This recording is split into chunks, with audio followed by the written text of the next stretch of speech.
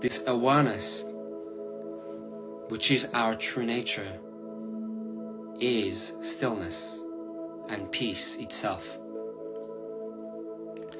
So what is the experience of peace?